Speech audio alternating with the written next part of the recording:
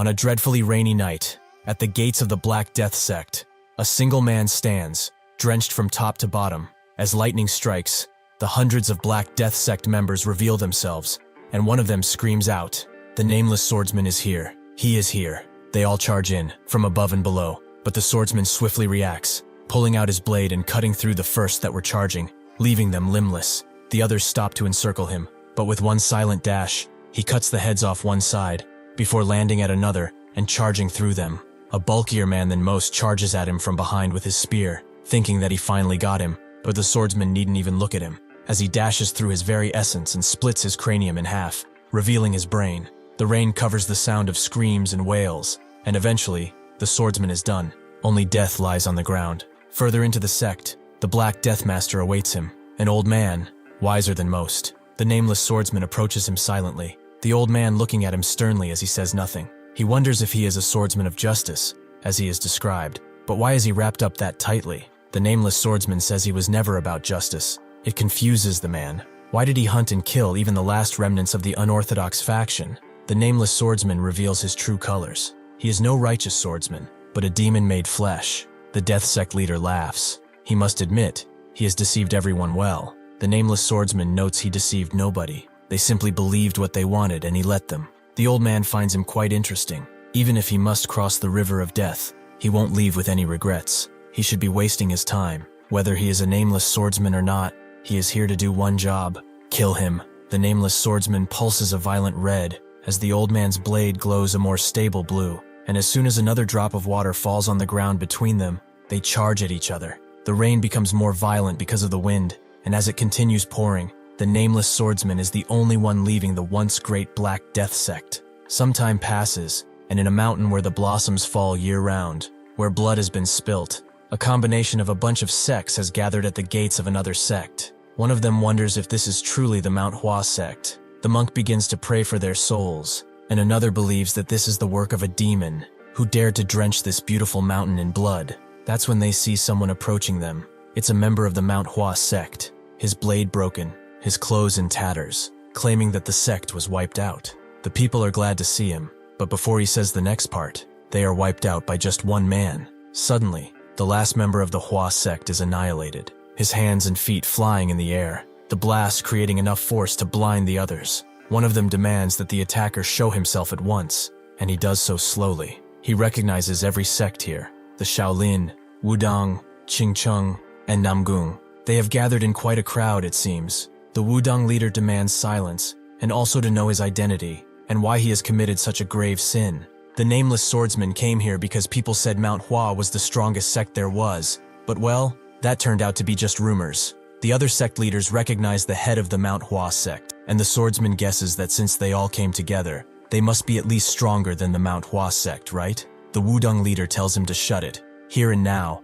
they will drag his soul to hell, and the souls of Mount Hua will find their rest after his death. They all charge in, using different advanced techniques, but the swordsman just smiles, as this place really is fun. It turns out this is just a man playing a VR game. He takes it off shortly though, as it seems that an attack from that many people is still too much after all. He is playing Murim online, a recently developed virtual reality game, known for its gore and extreme violence. And though it's flooded with complaints, demanding it be shut down, there's no other game like it. He turns on the TV, thinking that he has to be more discreet next time. The news blares about one Mr. No of Data Corporation having gone missing since morning, and as the man thinks, he hears a cry for help, a pleading. He completely forgot that he had guests. He picks up the sledgehammer that was by his side, and the one who was crying, Mr. No himself, pleads to be helped. The man asks if he really wants his help, and No doesn't know why he kidnapped him, but he really did nothing. The man drops a bunch of pictures down next to him, revealing that he is a piece of trash who is irredeemable.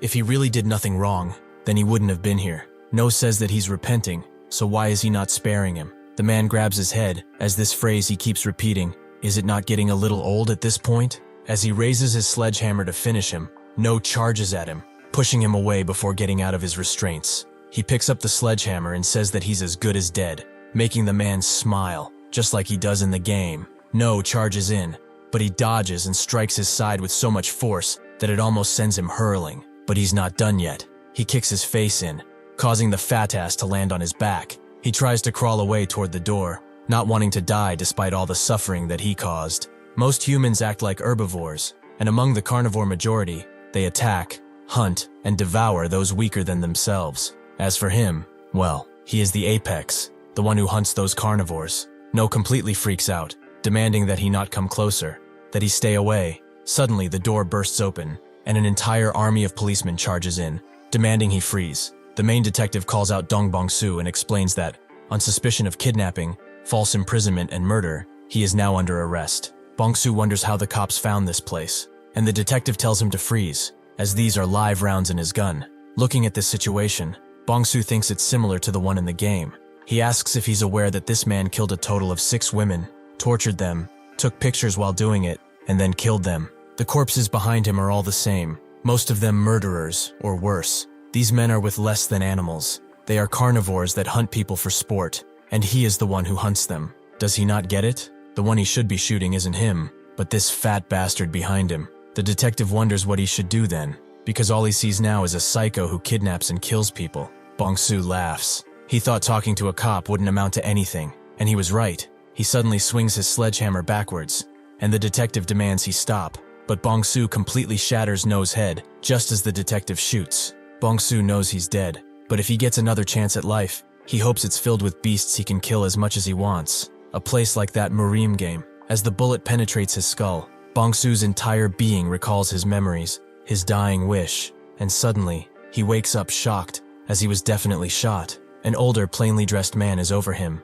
He was certain he died, but he's alive? Bongsu just looks at him, causing the fat man to grab him and ask if he knows what a pain it was to drag his ass here from the marketplace. Maybe he should really kill him, but well, he will let him live until tomorrow. Bongsu's instincts kick in. He picks up a rock and tries to go over to the fat man, but his entire body aches, like one giant nerve. As he falls, he sees his arm, and feeling himself, he realizes that this body is not his. He wonders what these gashes on him are, but as he looks outside, he realizes what this place is. The name.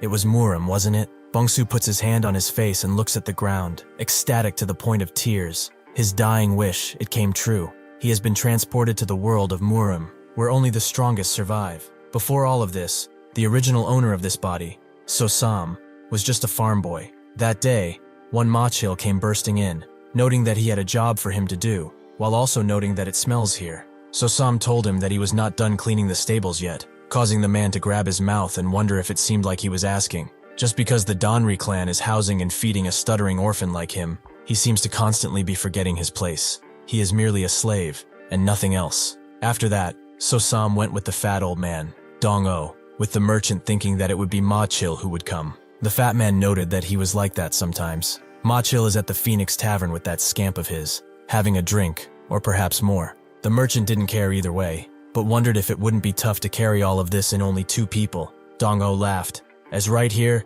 he has a perfectly good carry horse to use. Sosam coughed as he tried to recover from the punch, and Dong-o asked what he was doing. He should get to carrying those weapons. That's when Dong-o also realized he had plans at the tavern, so unfortunately, he will have to do all of the heavy lifting today, so he should work hard. The merchant pitied Sosam, but there was nothing he nor Sosam could do. With that, he got to work on himself, carrying all of the blades in a barely sewn together tarp, which eventually came apart because of the blades, forcing Sosam to carry it like a dog.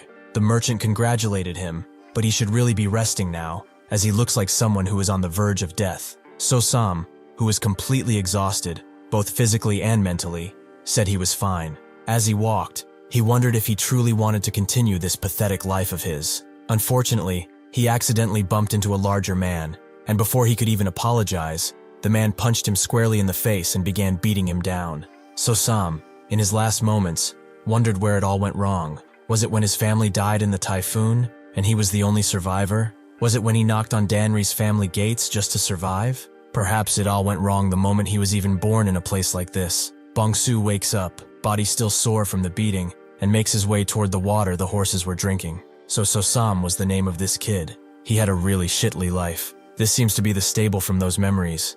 In that case, Sosam really got beaten to death back then, and he has entered his body. Besides that though, he should be focused on this thing next to him, the status window from Murim Online. As he walks with a bowl of gruel in his hand, Machil wonders why he's the one who has to do work like this. Is he the only one in the entire clan who can clean up that bastard's mess? It's his fault, as he should have gone straight to the stables after work and not walk around foolishly. It was just his luck to run into Peng Dorong, a guy famous for his rotten temper and violent nature. He damns his fate for having to clean up after such a pathetic little worm.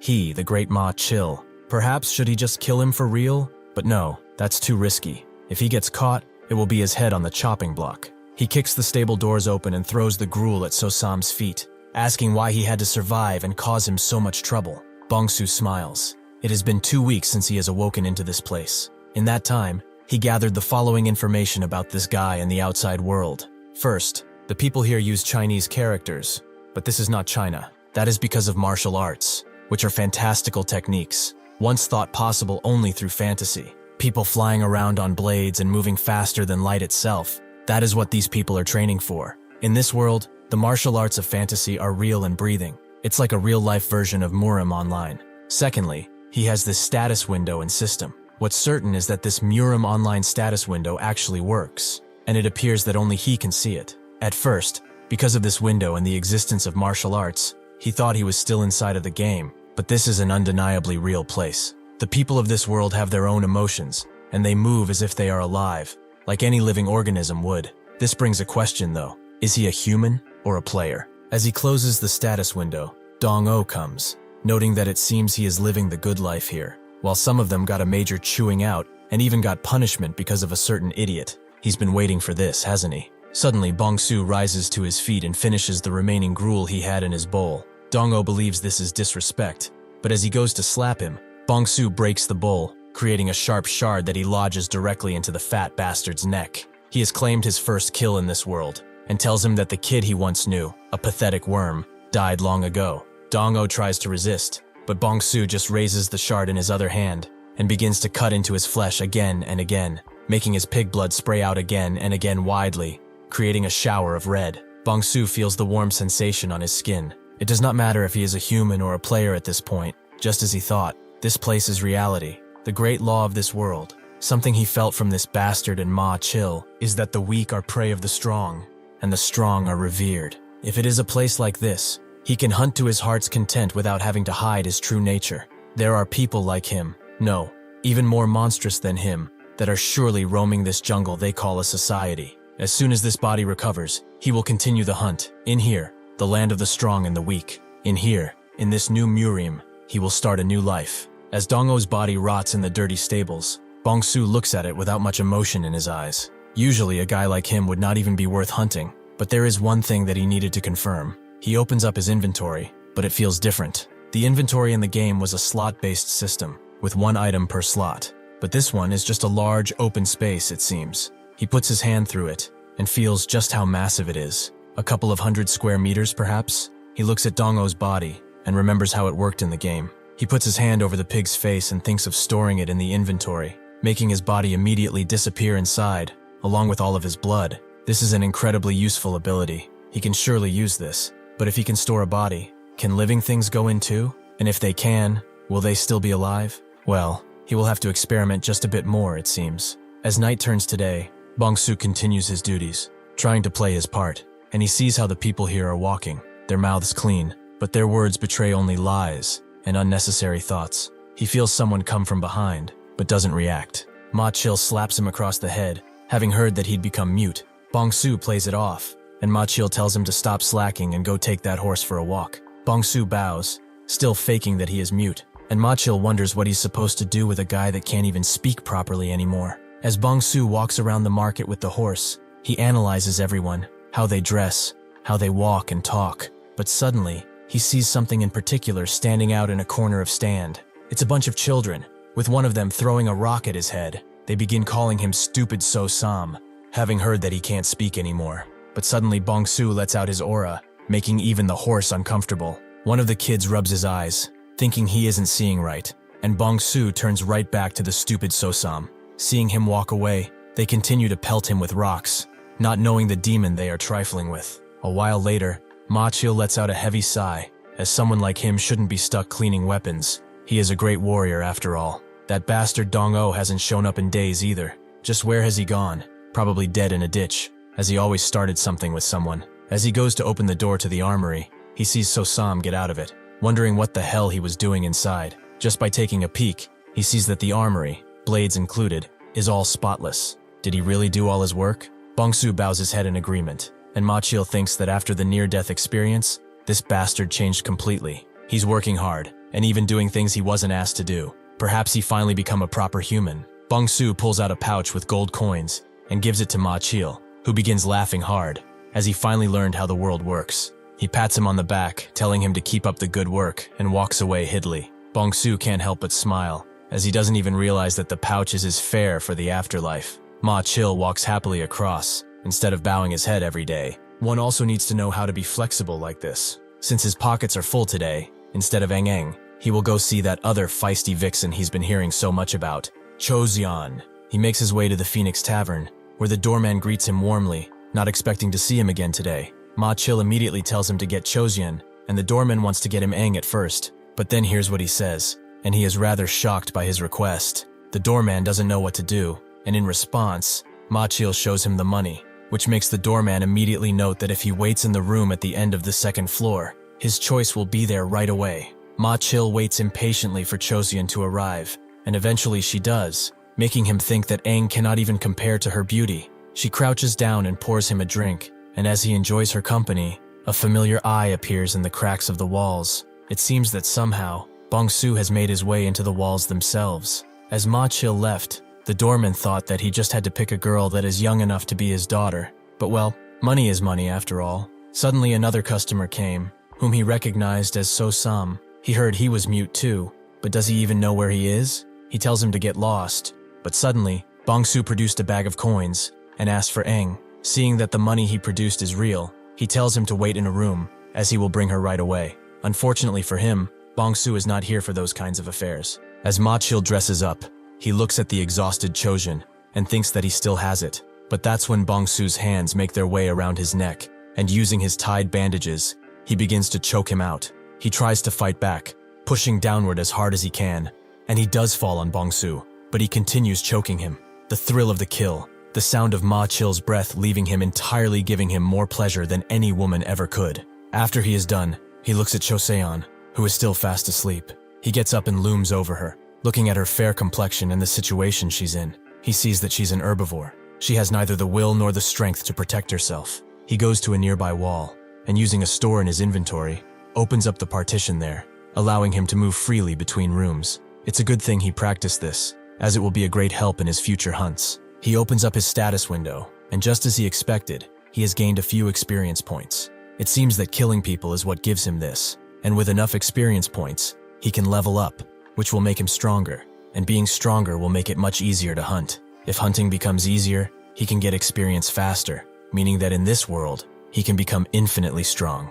Truly, what wonderful gift he has been given. After relishing in his situation, he looks down at Ma Chil and puts him in a portrait, thinking that it's a real shame there are no cameras here.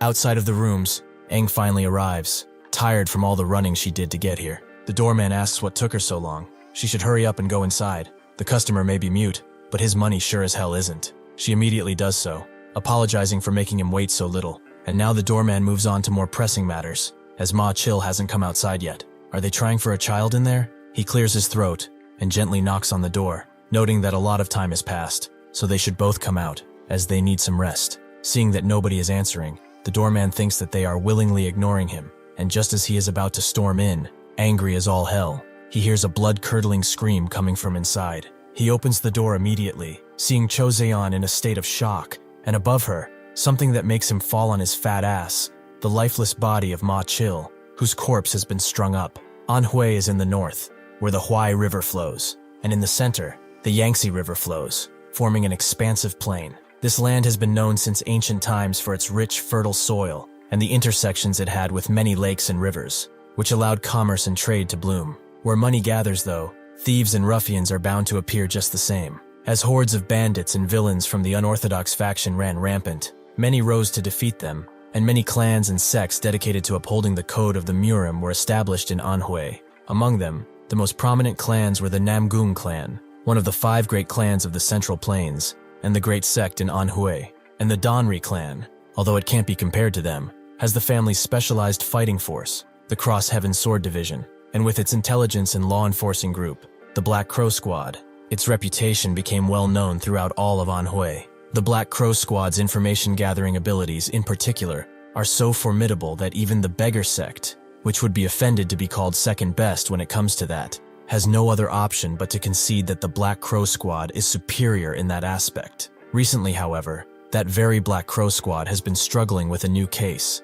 The leader, Gidaihyo, is informed of another self-inflicted death. Over the past month, nearly 100 people have died like this. There have always been people who have had enough of life, but it was 1 or 2 per month, and even then, never this many. What is the strangest thing of all is how perfect the cases are. The evidence and circumstances of every single case perfectly point to self-death. But is that truly possible? He asks his assistant who was first to die like this, and he explains it was some armory artisan from the clan, a man who went by the name Ma Chil. Daihyo asks if he means the Danri clan, and the assistant confirms as such, causing the leader to stroke his beard as he asks where he ended his life, and the assistant notes it was at an inn, the Phoenix Tavern. With that, Daihyo rises and notes that they should go, but the assistant believes there's no reason for the squad leader himself to go there. Daihyo knows he has to see it for himself, and after they arrive, the doorman takes them to the room where it all transpired. He explains that Choseon found Ma Chil hanging from the rafters,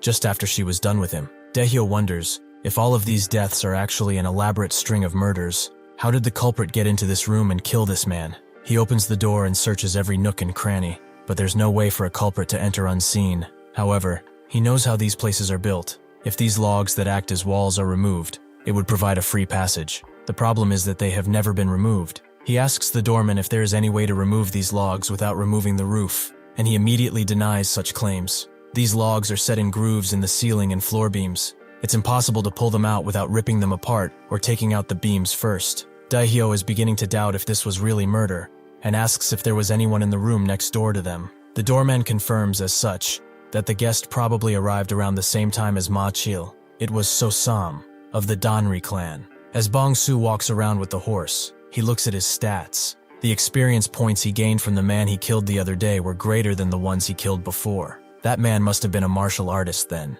It seems that killing someone stronger yields greater amounts of experience points. However, if he fights a proper martial artist now, he will definitely lose. Even the weakest warrior is much stronger than his, so he needs prey that can bridge the gap between commoner and martial artist, like the bastard he killed the other day. As he walks, someone calls out his name, noting that he has gotten a lot more handsome since the last time they met, but he should be greeting his elders properly when he meets them. As they wonder if he's ignoring them, Bongsu asks if these are street thugs, but no matter how much of a loser Sosam was, he is still a member of the clan. Did he really live this life, getting pushed around like useless scum like this? Suddenly, one of the bandits pulls him by the hair, as they need to have a little private conversation. As he is getting pulled, Bongsu wonders if he could kill them here, and make it look like suicide. If he puts the bodies in his inventory and dumps them elsewhere, perhaps then, but no. If he makes a scene, there's a risk of being discovered. It's not like he will get much experience from doing that anyway, so he will take a beating and get rid of them later. Just as the bandit is about to pummel him for getting so plump and pretty, someone comes from behind and tells them to stop, as he did tell them to bring him in nicely. Did they not? The bandits immediately fear the sight of Jang Ho, who goes to Bongsu's horse and notes that it's quite a fine beast. Their dark society leader is a man who is crazy about horses, so he was thinking of presenting this horse as a gift. What does he think? Seeing his blatant killing intent, Bongsu guesses his goal is to kill him and take the horse. Unfortunately for him, he chose the wrong person to consider prey. Jang Ho closes in on him, noting that even with him thinking about it for so long, he does not ask for anything twice. Bongsu asks why he doesn't just kill him then, and as the bandits are surprised by his talking, Bongsu puts his hand in front and activates inventory, causing a blade to come out and stick into Jang Ho's neck without him being able to do anything. Suddenly, the scene explodes with a violent energy, as Bongsu has leveled up. He begins approaching the bandits, his aura having increased 100-fold, and the bandits know they have no chance of running, so they will all charge at this demon and kill him. Unfortunately, it doesn't take long for the last bandit to run away in fear throughout the alley, wondering what the hell that thing even is. Just as he's about to reach the street, his foot flies off, but he cannot die here. Like a total loser, a human money printer, they would all laugh at him and beat him up as he handed over the cash. He was just trying to do a favor and make some easy money. Bongsu kicks him unconscious and begins dragging him back in the dark alley, where the sun and the good of the world never shine. Eventually, the man wakes up with a loud gasp, asking why the demon is here. He knows he messed up by saying that, and Bongsu puts a blade to his neck, asking who the guy who got cocky was. The bandit asks if he's talking about Jang Ho, and Bongsu confirms as such. He said he was from somewhere. The bandit confirms that he's from the Black Society. They are one of the evil sects that rule the black alleys of Bongyang. Jang Ho was an executive in that place. Bongsu understands, but he mentioned a leader, didn't he? The bandit rapidly explains that the leader of the Black Society is called Bang Po Yom. It was that bastard who ordered Jang Ho to kill him and steal his horse. Bongsu understands that these wicked sects and the Black Society have a hierarchy and a boss. It's basically like the organized crime syndicates of this world. Bongsu tells him he did a good thing, but if he continues telling him everything he knows about the wicked sects and Black Society, he might just let him live. The bandit is very glad to hear this, but naturally, after explaining everything, Bongsu kills him and puts him in the inventory. That was the last of them, so he sits down to analyze all of the important information he learned today. The wicked sects, he was looking for some leveling fodder somewhere between commoner and martial artist, and he just happened to stumble on the perfect targets. From now on, he will be preparing to hunt these guys. He also leveled up, and with that, his old injuries are completely gone. Even the scars on his hands and body vanished. Would this even work if his heart or brain were damaged, perhaps? If he is close to leveling up, he could probably afford to take some risks, just to test it out. And then, there was that light, the light that filled the entire alley during his level up. That is a downside, as it's flashy, and it's likely to attract unwanted attention. He needs to hide it, along with the inventory he used to kill. A hunter hiding among his prey must appear ordinary. When one loses most like everyone else, that is when they become the ultimate hunter. He should only level up once the hunt is finished. He picks up the reins of the horse and walks out of the alley, thinking that if Jang Ho had been more cautious or stronger, he would have been in trouble. It seems that his mute camouflage isn't going to be enough anymore. He must get stronger fast, without anyone knowing, by killing more powerful beasts. Just as he is done thinking that, Daehyo puts a hand on his shoulder and asks if he is the one who killed Ma Chil, immediately imbuing his hand with chi. Just before this, Bongsu encountered a critical system error. Proceeding with the game will be difficult, but possible. He got it just after reaching level 2. In fact, the cause is probably him. He should not really exist in this world, yet the game system is running alongside him. This friction was bound to cause some kind of issue. But then again, isn't the fact that he's here the ultimate error? Since he had no reason to dwell on it, he closed that tab and went to the main interface, where he saw that the stats, which were once just question marks, were now gauge bars. Perhaps it's another error, or maybe it's because reality can't be quantified like a game. He opens the skill tab, revealing all of the skills, like slash, thrust, block, and strike. Common passive skills granted to every player upon creating a character. But what about this Spirit Eye skill? He has never seen it before, and there's no separate description either. Just what could it be? Suddenly he met the activation conditions, because an enemy at least 10 levels higher than him has approached within 20 meters, and those meters keep going down. Bongsu recognizes that it's some kind of early warning system, so he got up, thinking that they shouldn't be enemies. There aren't many people brave enough to break into the Danri clan, and even if they did, an intruder would not be moving so slowly. This means that the person approaching him must be a master from within the clan. He doesn't know how big a 10-level gap is, but considering the amount of work he had to put in for level 2, the difference must be massive. How many civilians does he have to kill to reach that level? Thousands, tens of thousands maybe. The person approaching him was as strong as all of those souls combined, and among the clan, the most likely candidate. He knows who it is. Daehyo burst through the door without even knocking, and Bongsu immediately acted confused. That's when Daehyo put his hand on his shoulder. Bongsu acts the fool, but Daehyo still rushed ki through his entire body, feeling his very soul, but his martial arts were empty. He lets go, sighing as he turns to leave. As they do leave, Bongsu looks at them with killing intent, having attained a new target he will one day take the life of. Daehyo's assistant asks why they suddenly left without doing a proper interrogation. Was he not suspicious of that boy? Daehyo was. That's why he infused chi into his body to check his pulse. If he had practiced even the most basic martial arts,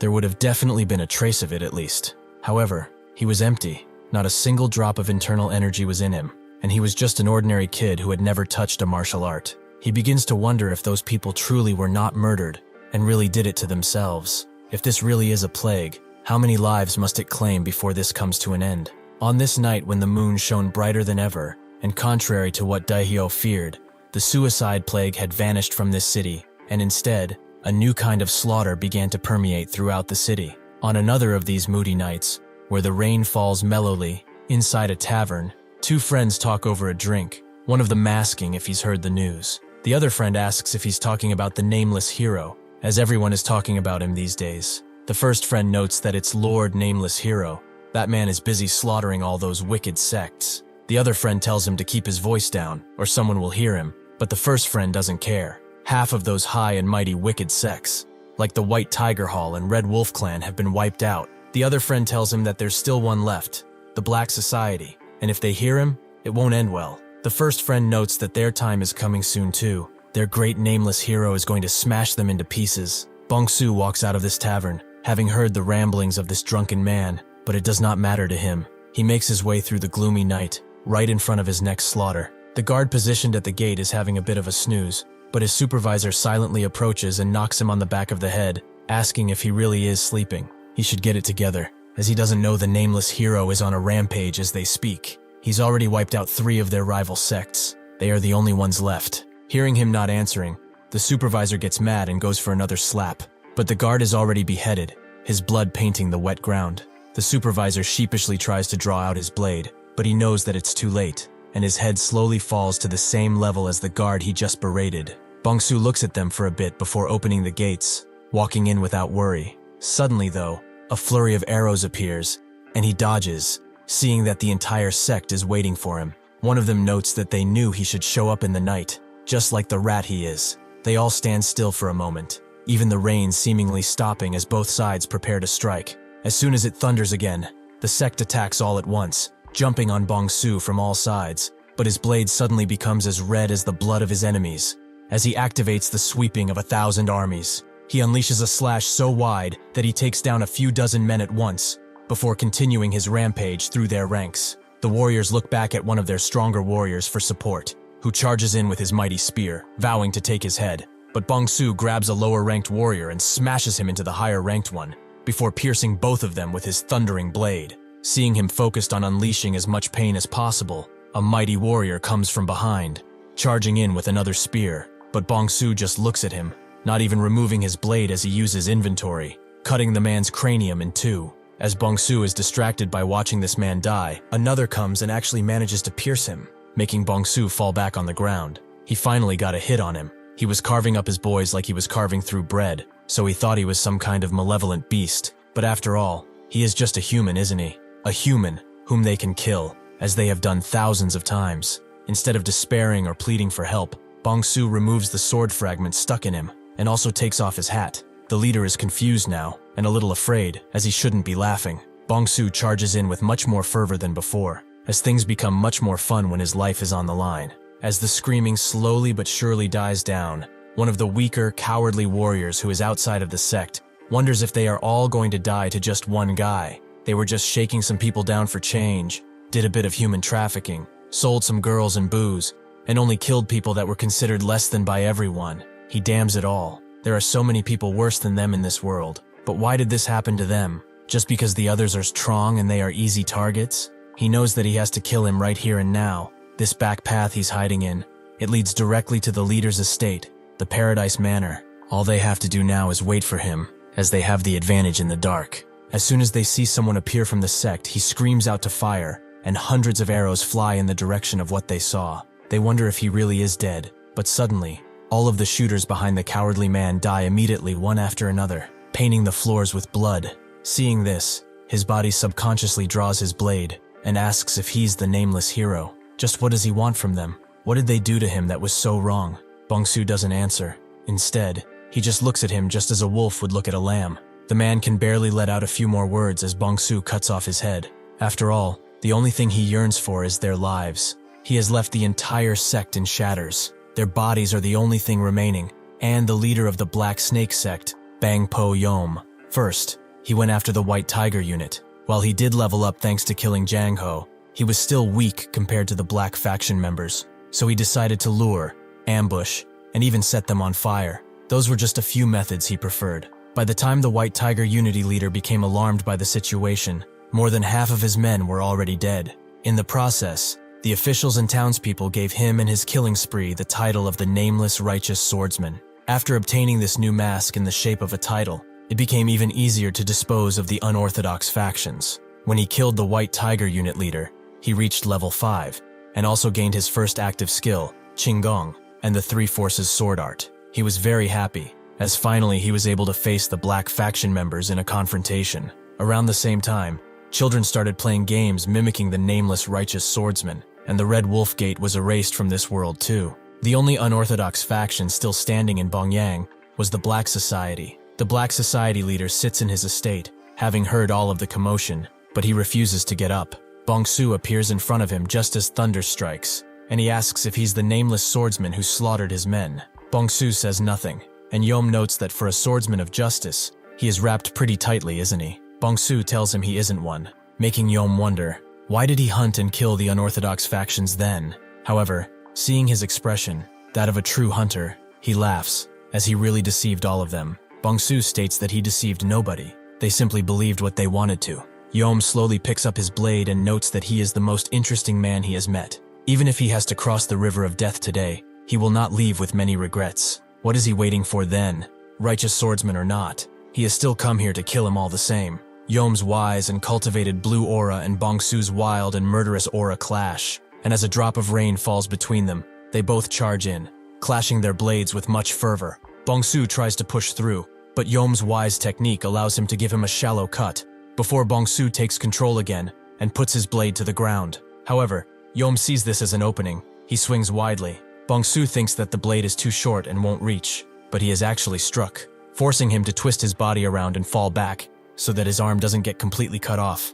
Even so, his wound bleeds a lot more than any normal wound would, and as Yom previously thought, his body is not in perfect condition. He rushes in again, clashing his blade in Bongsu's with increased confidence, who notices that he's only targeting his injuries. At this rate, he will definitely lose. So even if he has to sacrifice his flesh, he has to win. Yom sees him thinking, and asks what is riddling his mind in the midst of this fight, and Bongsu rushes in with the Three Forces sword art. But this is exactly what Yom was waiting for all this time. He suddenly reveals a whip sword that completely encircles Bongsu's hand, and before he can react, cuts it off. That seems to have been quite effective. Indeed, it's his first time facing a whip, isn't it? Bongsu, however, doesn't give up. He kicks Yom in the gut using Qinggong, making the old man crash into his home. Unfortunately, this isn't over, as right in front of Bongsu's eyes, thousands of snakes appear in the air, combining into something of incredible proportions, a serpent made entirely of qi. Yom cannot lie. He finds it peculiar, as he does not hesitate to use his own body as bait. That is not the way of a martial artist. Not at all. It is the way of an assassin, or a hunter. Does he know, in a life or death situation with a martial artist, that the more one has hidden, the more advantageous one is? He had more hidden, and he has way less. That is why he will now lose. Bongsu readies his blade, but Yom knows he has no other moves left, and begins swinging his whip around, making it crash into the air like the thunder from before. Bongsu doesn't react, instead choosing to remain as steady as he can be, and Yom tells him that he can die, and with him, the legend of the nameless hero. Before the snake can crash down on him, Bongsu rushes in with a blinding kick, creating a mountain of dust to block Yom's vision, but he thinks it's futile, as he swings his mighty whip around and manages to hit something. Thinking he got his enemy, he laughs, but he soon realizes that he actually hit one of his own members, who was a decoy. But where is the real one? Bongsu is higher in the air, and he prepares to unleash the Three Forces sword at the second form. Yom notices far too late, and Bongsu thrusts forwards with amazing speed, but even so, Yom manages to block some of the strike by sacrificing his right hand. As he screams, Bongsu is surprised that he managed to block the blade in just a split second. He knew he was going for his heart. Yom screams out, as this is not over yet, and rushes his whip right in front of him, forcing Bongsu to pull his blade out. Yom, however, does not let him. He grabs his blade as tightly as he can. Bongsu, however, uses his inventory and unleashes a torrent of bodies around Yom's blade, blocking its impending approach. As he falls on his knees, Yom thinks that he did not expect to see such a thing. Does this mean that he's not out of things to show him yet? Unfortunately, Bongsu is nowhere to be seen, only the corpses of those he used to lead. He swings his whip around in frustration, creating a tornado of blades as he screams out that he is a true lunatic for using corpses in a fight. Suddenly, an arrow flies towards him, and Yom barely has time to dodge it, but he continues screaming out, telling him to stop with the dirty tricks and face him.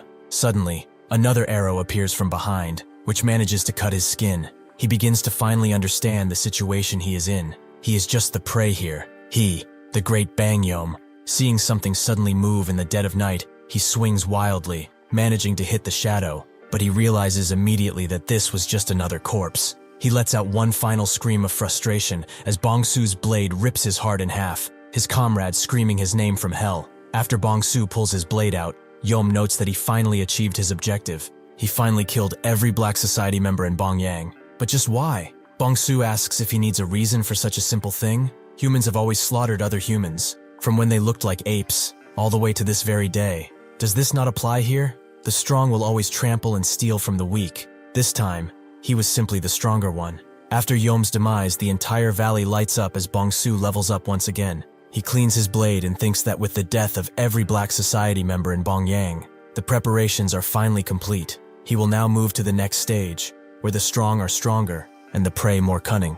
It's time to go to the Murim's Jianghu. As lightning continues to strike the damp ground, inside a grand and ominous hall, people with covered faces stand in line, all in service of one man. His voice is raspy. He asks how long it is until the Orthodox demonic wars, and one of them answers, noting that only 2 years remain. Knowing this, the leader thinks it's about time to slowly begin the grand plan, so he calls out Guangwun and commands him to execute the first stratagem. The next day, as the sun shines brightly on the streets, Bongsu continues acting the fool, walking his horse, but he overhears 3 friends talking about the nameless swordsman, how he finally wiped out the Black Society, causing the merchants and courtesans to be in an uproar. They never thought he would actually clear them out. The first friend thinks that they should call him the nameless righteous swordsman now, since he did so much. But the third friend is not so sure about this. Even if he is a hero, is it really okay to just kill people like that? The first friend tells him to shut it and think about what those bastards have done up until now. Chewing them up alive wouldn't be punishment enough. They truly deserve to die. The second friend explains that neither the government nor those so-called Orthodox faction sects ever cared about commoners like them. In the end, the nameless swordsman was the only one to step up. The third friend finally relents. It's true, if not for him, who would stand up for them? The first friend runs out, calling out the nameless swordsman, wishing him a prosperous life for driving out the Black faction. Seeing this, the 2 other friends begin to cheer with him throughout the street. And soon, everyone begins to do the exact same thing, joining in a celebratory dance. Bongsu feels nothing at this, and thinks it's finally time to leave this place. That night, as he returns to the stables, the system warns him about a high-level enemy inside. He slowly opens the stable door, seeing Daehyo, and next to him, the head of the Danri clan, the flying heavenly demon sword, Danri Qianwu. He immediately bows down, wondering why they are here, and Qianwu walks up to his horse, noting that it's about time to say goodbye to him. Bongsu watches suddenly, seeing that he's actually levitating. He notes that on the coming full moon, the second daughter of the Namgung clan head is getting married. Daehyo asks if he's sure about sending his cherished horse as a gift, but Qianwu states it's already decided. If only he could send one of his children too, he would do even more than this. Daehyo asks if it's for a marriage pledge, the 9 bows ceremony. Qianwu thought he was pretty clear. Is it not easier to cross a stream by laying down 2 logs instead of 1? Daehyo notes that the Namgung clan might not want either of them, making Qianwu realize that this is why he called him here. He doesn't care which methods he uses, but he will make it happen no matter what. After finishing his intimidation, Qianwu tells him to depart immediately tomorrow, as he has much to do. He will also take this bowing one too. He is needed to handle the horse. After the clan leader leaves, Daehyo watches as Sosam gets up and dusts his clothes, a part of him still suspicious. The next day, as Bongsu prepares for departure, he wonders what he must do to learn proper martial arts. He tried to recreate martial arts based on the movements of the family warriors and leaders, but it was nothing more than an imitation. The worst option is to learn from a secret manual, and the best option is to learn directly from a master. However, becoming the disciple of someone right away is not an easy task. He has already reached the age of 18 in this world, and he heard that it's not easy to learn martial arts at this age. However, the situation worked out well, as he now has access to the Namgung clan. As one of the 5 great clans of the Central Plains and a family with absolute power in Anhui, there will surely be a way here, along with much stronger prayer. After the entire Black Crow unit has finished assembling, Danyo is informed, and seeing Sosam there too, he asks who has not arrived yet. One of the soldiers explains that all are gathered except the young master and the young lady. Daehyo grits his teeth in anger. Ganghai is probably at some tavern with some woman, and Hui hates traveling with subordinates, so he will follow later. With that, he gives out the signal to move out, but he suddenly detects something nearby and tells everyone to stop. After a torrent of dust pops out of a tavern, Daehyo sighs heavily. as this surely is Ganghai. He is the eldest son of Qianwu, a martial arts prodigy with outstanding comprehension and talent. In terms of skill, he lacks nothing to enter the Namgung clan as an outer disciple, but unfortunately, his character is the problem. He is a frivolous fool who is fond of alcohol and women, so bad rumors will always follow him. As he goes toward that tavern, thinking that he's surely beating someone, a surrounding green energy crashes through, along with Ganghai, who is completely defeated. Bongsu's system warns him of a powerful enemy, and Ganghai tries to threaten his enemy, but he doesn't care, and strikes again. This shocks everyone, except Bongsu, who knows that this is a master, and it's one of overwhelming skill. As the master presses his heavy foot on the air, Daihyo demands he halt this instant. The master asks who he is and unleashes his aura, forcing everyone to stop in their place. Daihyo introduces himself sheepishly, and explains that the person he is currently tormenting is the young master of the Danri clan. If he does not remove his foot, he will not be able to stand idle anymore. Seeing this, Bongsu thinks they don't know who he is at all, an unknown man even to the Black Crow unit leader, who knows everything about the Anhui Murim. He is definitely a master who came from the outside. With the people they have here, they would never be able to defeat him. At least they will not die, as no lion pounces with full force just to kill a bug. The master cleans his ear and asks what the Danri clan is. Perhaps something sweet to eat. Daihyo will not take this insult to their clan, but the master truly does not know. Is this Danri clan of theirs something sweet, or perhaps something he should trample on? Daihyo has had enough. He raises his blade forward and commands his men to charge in to save their young master. The foolish men do just that, but the master does not move. He instead unleashes a flick so mighty that it crashes through everyone's mind. And as soon as he is hit, Daihyo realizes this is the soul chasing the lying butterfly. Daihyo now knows who he is, and the master is impressed that his eyes are not completely useless. The old man standing before him is none other than the soul-chasing poison hand, Tang Wu. The 20 strongest people in Murim are the 2 gods, the 3 monsters, the 5 pinnacles, and the 10 greats. The supreme master of the Sichuan Tang clan, and one of the 10 greats, is the soul-chasing poison hand, Tang Wu. For those who have offended him, when they become spirits, they cannot escape his poison, even after death. He is one of the top 20 masters of the Murim. That scoundrel of the Danri clan has caused a big incident. If he has offended someone of Tang Wu's stature, depending on the circumstances, this might be the Danri clan's end. As he wonders how this will end, a jade beauty comes out of the tavern, calling Wu grandpa, tells him to let it go. They are country folk who do not know better after all. Hearing this, Wu's expression immediately changes, and he notes that this should be enough for him to realize how vast the world is. But to think, a descendant of the Orthodox faction, drinking and causing a scene first thing in the morning. With his temper, he would want to take at least a hand, but he cannot bring himself to be so cruel. When he wakes up, they should tell him that if he keeps hitting on random women, he won't live out his natural lifespan. Daihyo, who is still awake, nods and thanks him for his mercy. With that, Wu takes out all of his poison and thinks that they should go, but suddenly, his eyes lock in on Bongsu, whose eyes are completely void of any emotion. He tells Hua to stay here a moment, and Bongsu realizes that he's coming towards him too. But why? Hua asks what he's doing, but Wu just wants to ask something of this child. Bongsu wonders what it is, and Wu asks what his name is. After not answering, Wu demands to know what his name is again, proving that he is not fooling around. Bongsu still does not answer, and Daihyo explains that he is but a horse handler who cannot speak. Wu wonders if he really is mute, and Bongsu realizes that he is evaluating him now. It's as if he's looking at something precious. If a master like him is looking at him in such a way, then this is an opportunity to finally shed the skin of Sosam the sword handler. He looks at Wu with his entire murderous aura, who grabs his hand and charges chi through it. Laughing as he does, he swiftly turns to Daihyo and asks if they are on their way to the Namgung clan. Daihyo confirms as much, and Wu asks in return what this child does. Daihyo explains he is but a sword handler managing the Fergana horse they are giving as a gift. Wu thinks it would be fine to take him then, but then Daihyo notes that nobody would be able to control that horse. Wu thinks that they just need to transport the horse to the Namgung clan. After that, he will take the child. He will speak with Namgung himself. If necessary, he will write a letter to the clan head, along with payment. Is that not sufficient? Daihyo tries to reason with him, but seeing his eyes locked on his expression, notes that they were intending to give him to the Namgung clan along with the horse, so he should take him. Wu laughs as he notes that he's pleased, and tells them to follow. Daihyo almost squishes his brain out in frustration, and tells the men to send the young master to a physician, while the rest of them will move out. Between all of them, this has truly turned into a strange situation. but one filled with opportunity.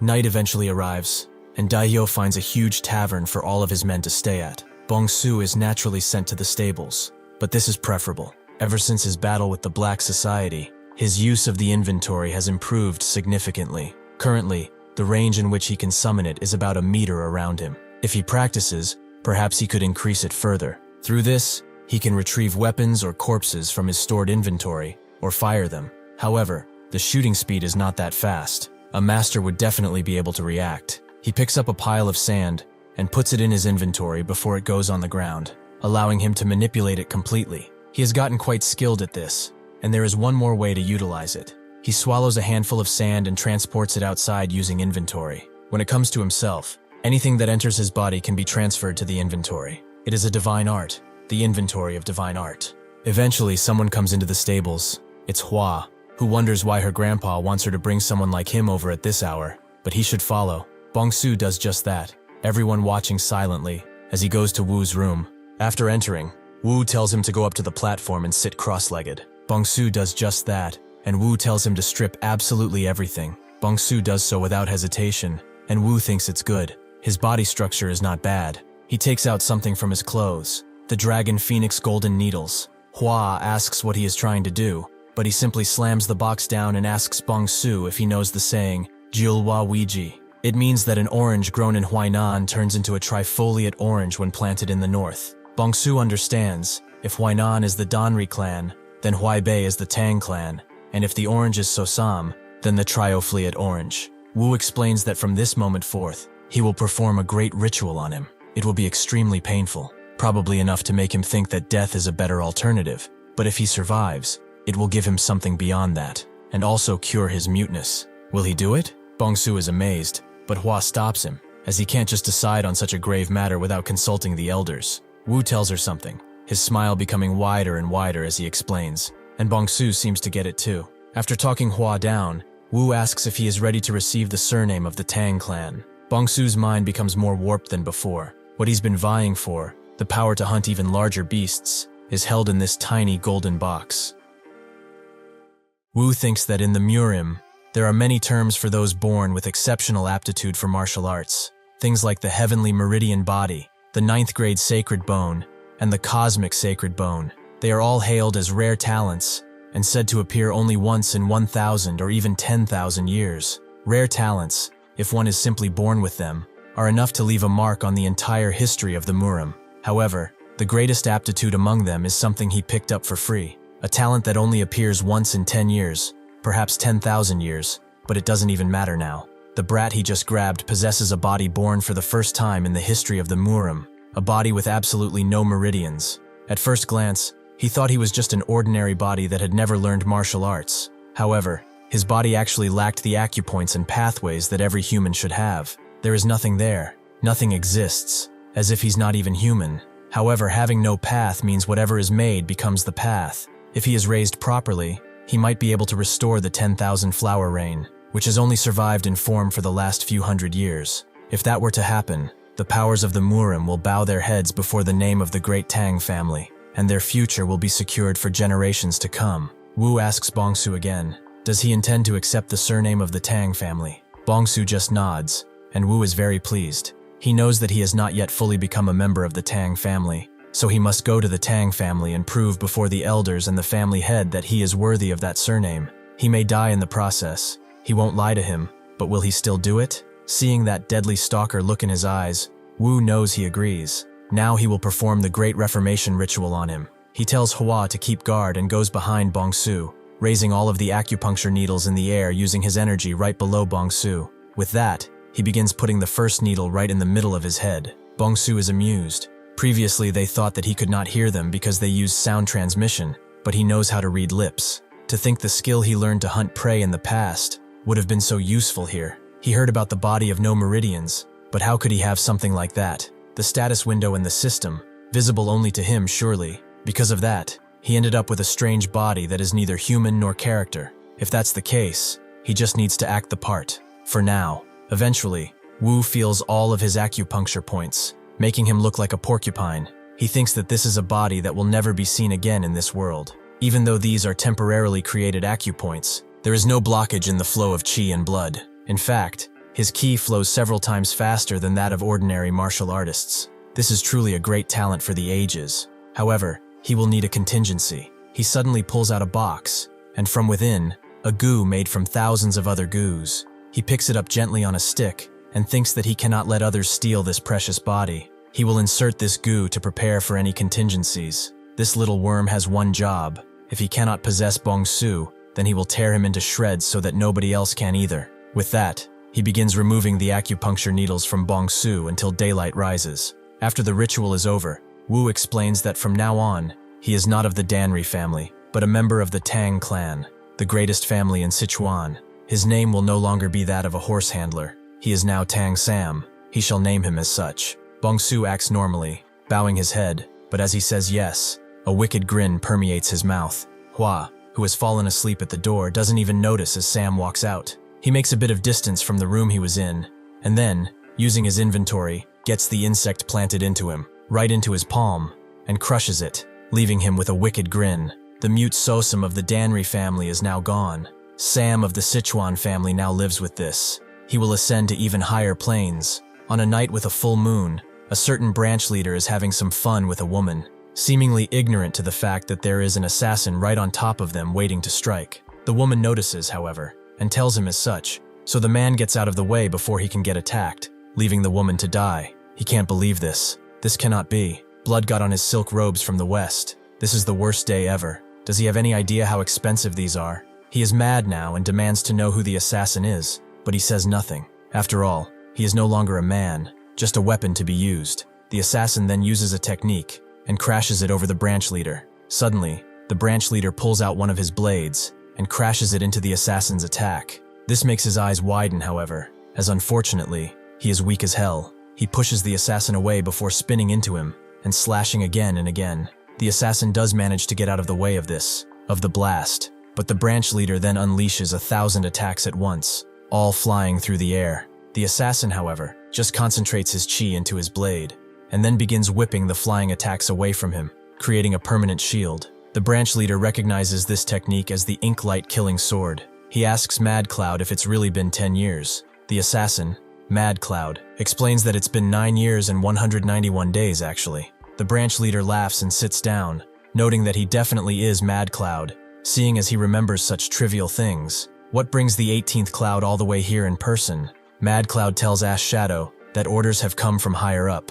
The first stratagem has been crafted and is ready to be deployed. Hearing this, Ash basically quivers in anticipation and is very glad they are finally doing it. What about Shifting Shadow though? Mad Cloud explains that the 15th of this month is Shifting Shadow's wedding day, so they will do it in the Namgung clan. Ash is confused, waiting, but wait, is that a bastard really there? Getting married? And then what's the scope of this? Mad Cloud just nods knowingly, and as Ash taps his fingers again and again, he explains that everyone except Shifting Shadow and High. Ash continues tapping his finger on his armchair, and explains that the soul-chasing poison hand will arrive in Anhui soon. Their forces will not be enough. Mad Cloud says that the 5 shadows will go. If that is the case, well, it should be enough, right? Mad Cloud turns to leave, having delivered his orders, but Ash stops him as he asks what Shifting Shadow's name was again. Mad Cloud just glares at him before disappearing entirely, making Ash think that he is as unlikable as ever. He really is jealous though. He thought shadows would live alone forever, but Shifting Shadow became a hero of the Orthodox faction, and even got the first beauty of Anhui as a bride, while he is rotting away in this damn gloomy place. He gets out into the hall, and with a snap of his fingers, summons one of his aides. He tells him to clean the room, and get rid of the filth on the bed too. Additionally, he will kill all the guards who are on duty today. The man simply accepts, and disappears once again. The branch leader looks on at his pavilion, which is the heavenly demon divine. He is the branch leader, the naked silver demon Paga Hyol. His expression is bored, like he is waiting for something, but suddenly he smiles, as now it really will begin, and there will be tons of fun to be had. Eventually, Wu's group and everyone else arrive at Anhui, with Wu surprised that they have arrived sooner than expected. Bongsu is glad that he is finally at the place where the Namgung clan reigns as masters, Anhui, much larger than he expected.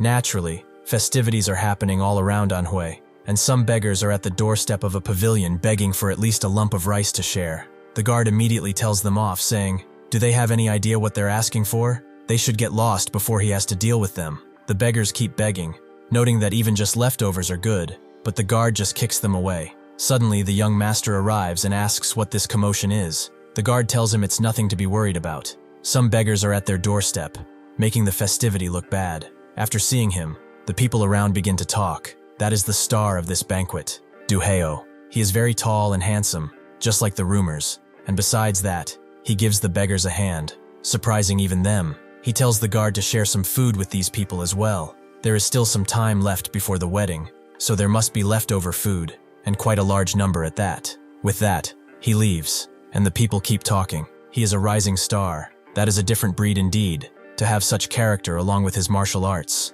He can see why the Namgung clan's daughter fell for him. The other man agrees to travel the Jianghu alone, and eventually defeat the yin-yang twin demons. That is a big feat. Who would have known that a young wanderer would defeat two demons who rampaged throughout the Jianghu for decades, and become the son-in-law of the Namgung clan? The first one to speak notes that there are rumors that the martial arts of the Thunderblade Emperor, the greatest under the heavens, 300 years ago, is what he used to defeat a demon.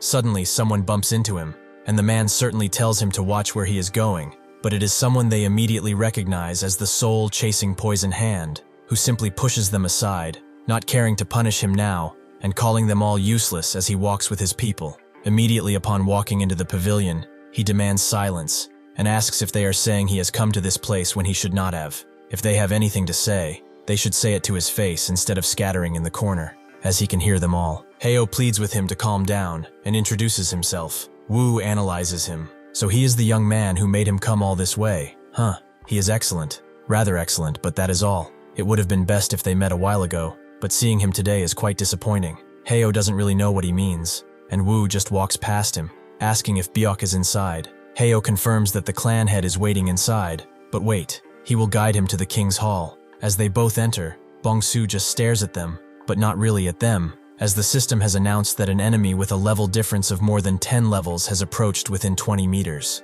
There is a subtle gap between this Heo person and Wu, not to mention he is moving at a constant, steady pace without even stopping. If so, it means that this new high-level enemy is actually this guy. He analyzes him closely, thinking that every human has left-to-right asymmetry, face, length of limbs, height of shoulders, things like that. However, that guy is perfect, far too perfect. He is of the same species as him. He is hiding his body in a form different from his own. He is another predator. They all make their way to the Namgung clan king's hall, and Wu sees the swords of the past clan heads. He sulks. They call themselves kings and whatnot, looking down at people. But when they die, they'll just all be sleeping in a grave anyway. Heo tells him that he doesn't need to go inside. He can just go in and call Byuk. But Wu tells him to forget it and climbs up, as that bastard must have been waiting as he said. Upon opening the door, Byuk immediately rushes to him and welcomes him inside, calling him uncle. It has been a truly long time since they last saw each other. This wretched sight of a clan head running around without dignity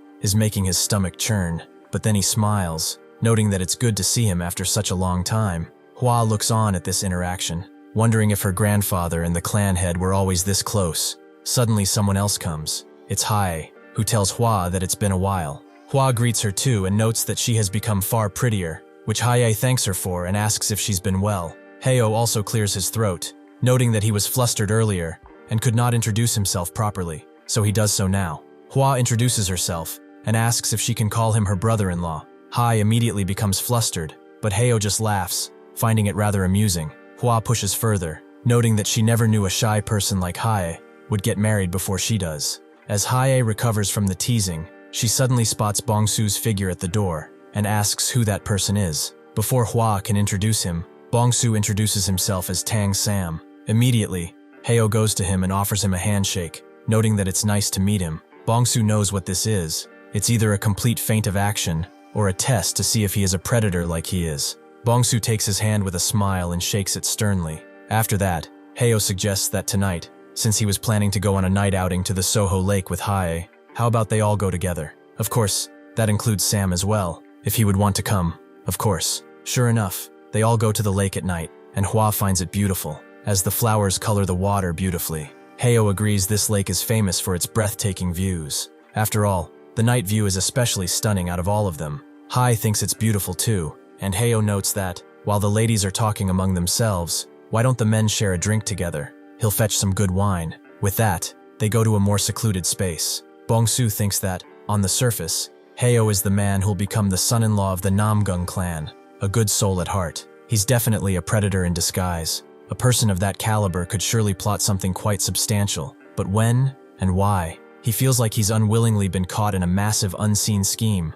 Suddenly, the system warns him that an enemy of over 10 levels is within 10 to 20 meters, but it's not Heo. The ship's length, after all, is 25 meters, and the height is around 5 meters. Then the enemy is right on the lower deck, as Heo comes with the wine, apologizing for taking so long since it was in a weird spot. Bongsu thinks that there's a new enemy aside from Heo, and they are in this very boat. Heo arrives with a drink next to him, noting that this is gumaju. It's a bit strong, but it's a very precious wine. He is offering this especially to him. Before Bongsu can drink from it, though, he explains that his stomach has been feeling unwell for a while, so may he be excused for a moment. Heo agrees, laughing, and tells him to ask the boatman where he needs to go, but gives him one long side look before leaving. Bongsu goes into the boat and counts the steps he has to take for the new enemy to be right below him. The distance to the enemy has definitely increased, but it's actually closing in again.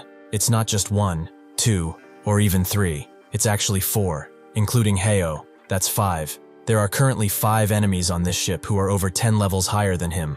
He steps outside, looking on, and thinks that if their goal was something like kidnapping Hai, they would have definitely done so already. Since that cannot be the case, it's highly likely that their target is actually the Namgung clan itself. He also does not know how large the gap between him and these enemies is. For 4 such people to secretly infiltrate the Namgung clan, it means that they are probably already overthrowing it as they speak. He is basically caught in between a rock and a hard place. By his side is Tang Wu, and ahead of him are the enemies of the Namgung clan. A truly nice dilemma which he will take joy in unraveling. As the boats keep flowing to the water, a few guards made their patrols, but one soldier asks their squad leader if they really have to do this. Isn't going all the way to the waterway a bit much? The squad leader grabs his head and asks how he dares to talk back to him. Is it that hard to just follow the waterway, check it, and then come back? The guard knows that he just finds it pointless, but the squad leader tells him to stop thinking. The wedding is coming soon. It would not be strange to check 2 or 3 times over, so they should go before he smashes their head in. As these men go inside, the squad leader calls them a bunch of slackers and waits outside. A true man should be on the battlefield, swinging as he cuts down his enemies' heads, but he has been given this squad leader position, which is extremely boring. If only some enemies showed up, it would be a lot more entertaining. As the 2 guards go in, one of them notes that the other guys are all eating well and drinking, but they are forced to go through these gutters like rats. He turns to ask the youngest guard what he thinks, but that's when Bongsu appears behind him and blows out his candle. Using the darkness, Bongsu immediately cuts one of them, cuts the youngest up using a meticulous strike, before rushing in. The only thing that can be seen or heard is him dashing through the water before he kills the other guard too, making 3 victims in the span of a few seconds. After a while, the squad leader gets bored, thinking that these guys are taking too long. Perhaps they are slacking off again. He grabs a torch too and goes inside, thinking that he will beat the daylights out of them if they are slacking. As he walks to the waterway, though, he spots a floating arm and immediately recoils. He screams out for the others, calling for them, and reluctantly makes his way further inside,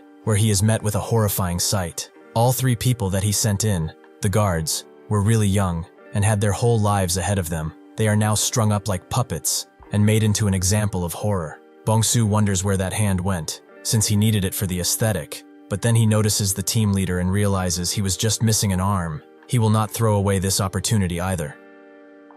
Thank you for watching. See you next time.